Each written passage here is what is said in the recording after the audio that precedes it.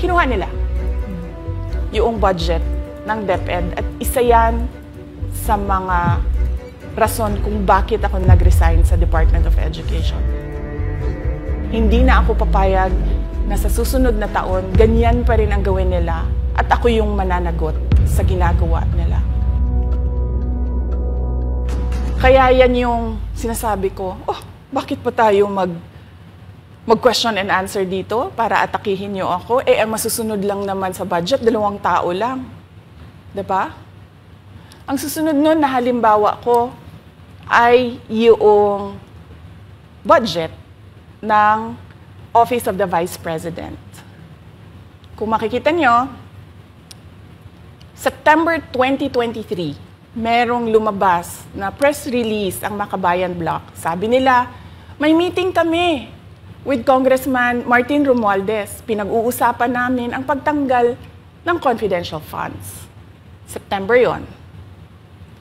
Pagkatapos noon, nagkwento sa akin ng isang congressman. Sabi niya, lumapit daw sa kanya si congressman ko at sinabihan siya na tatanggalin namin ang confidential funds ni Inday Sara. Hindi ba siya magagalit? Ang sagot naman sa kanya nung kaibigan ko na congressman, alam mo, si Inday Sara, walang pakialam sa pera yan. Magtatrabaho yan kahit anong budget. Alam niya yan. Dahil alam din yan, limitado ang pera ng gobyerno. Kaya magtatrabaho yan. Trabaho lang ang gusto niyan. Sinabihan siya. Inulit pa niya yung tanong. Tinanong niya yung congressman, sigurado ka ba na hindi magagalit si Inday Sara? Sabi niya, hindi. Kaya kung makita ninyo, doon sa budget hearing ng Office of the Vice President, ay dinefend namin ng maayos kung paano gagamitin ang confidential funds. Napapabilis ang trabaho, napapadali ang trabaho, dahil nakatarget yung mga proyekto. Pero pagkatapos nung plenary namin sa House, ay kaagad na lumabas, di ba? Walang 2 oras lumabas ang statement ni Congressman Zaldico. Ano sabi niya? Unanimous decision ng party leaders under the leadership of Congressman Martin Romualdez, tatanggalin namin ang confidential funds. At para hindi halata na inaatake nila ako, tinanggalan din nila yung mga iba pang mga departments ng kanilang confidential funds. So nakikita nyo, bumulong ang Makabayan Bloc kay Martin Romualdez. At dahil sa kagustuhan ni Martin Romualdez na hindi siya atakihin, at dahil sa gusto niyang suportahan ang Makabayan at ang NPA, nakinig siya. At ang ginawa niya, tanggalin yung budget. Alam na nila kung anong gagawin nila bago pa kami pumunta sa plenary ng House. Hindi ko alam yon.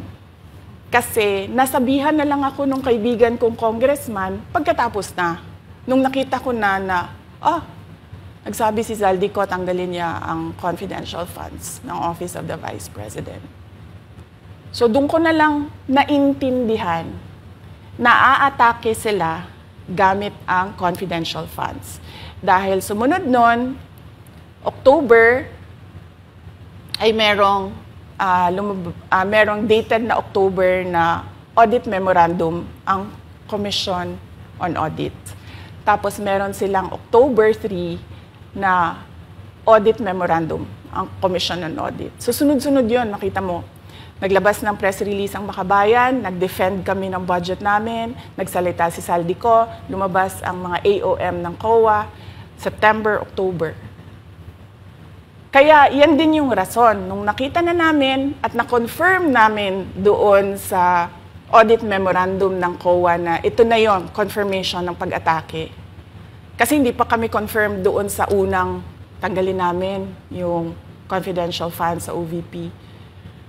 Ang confirmation namin, noong nagba-budget hearing sila, at doon sa budget hearing, tinatanong nila, may AOM na ba? May AOM na ba? At nakita namin lumabas na. Yun yung confirmation namin, na ito yung pag-atake. Kaya nung fourth quarter ng 2023, hindi na ginamit ng Office of the Vice President at ng Department of Education ang confidential funds. Kasi sabi ko sa kanila, kahit gaanong tamang gamit natin dyan, gagawan nila ng mali yan. Bubutasin nila yan at aatakihin tayo gamit ang confidential funds. At ang patutuo nito, kung makita ninyo, noong House hearing, noong August 27, 90% ng mga tanong, confidential funds. Kahit na 2024 at 2025, wala ng confidential funds ang Office of the Vice President.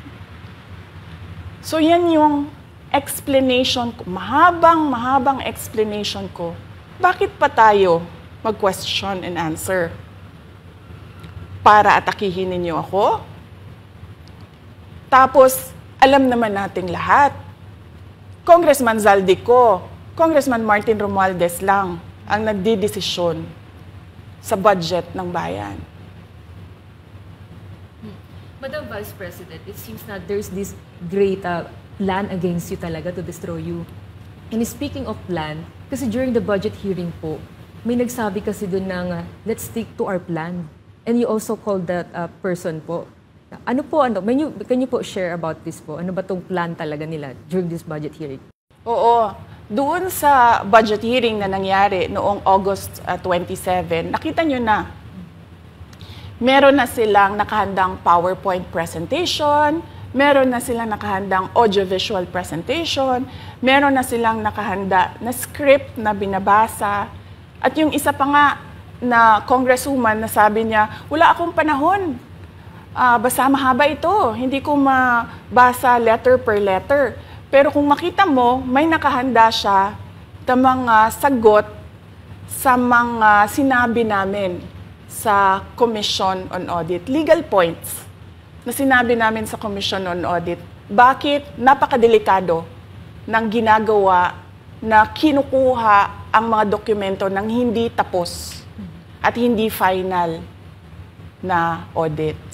So kung makita mo, ganun yun, nakahanda sila. Makikita natin na let's stick to our plan, atakihin natin ito siya.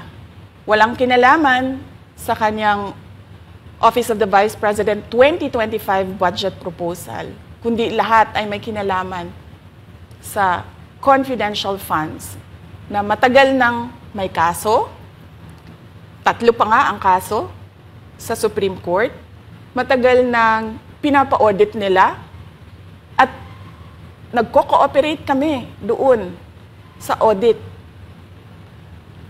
Kaya makikita ninyo kung ulit-ulitin natin yung nangyari noong House budget hearing noong August 27. Meron silang plano na gamitin yon para siraan ako. At hindi lang sila tumitigil dyan. Kung makita ninyo, ngayon naman nasa DepEd budget sila ng pagsira ng pangalan ko. Kahit wala akong kinalaman doon sa mga observations ng Commission on Audit, sinasabi nila na kasalanan ni Inday Sara yan.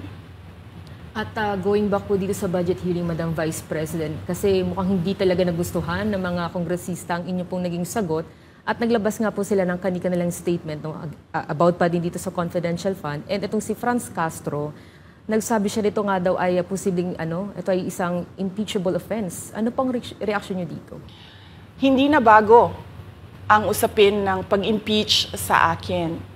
Kung babalik tayo nung nakaraang taon, ay nagsalita na si Franz Castro noong November 2023. Nagsabi na siya, ay pinag-uusapan namin ang impeachment ni Inday Sara. At nagbigay siya ng mga basehan doon sa ifa-file daw nila na impeachment. Kaya tuloy-tuloy lang yan na pinag-uusapan openly diyan sa House of Representatives ang impeachment.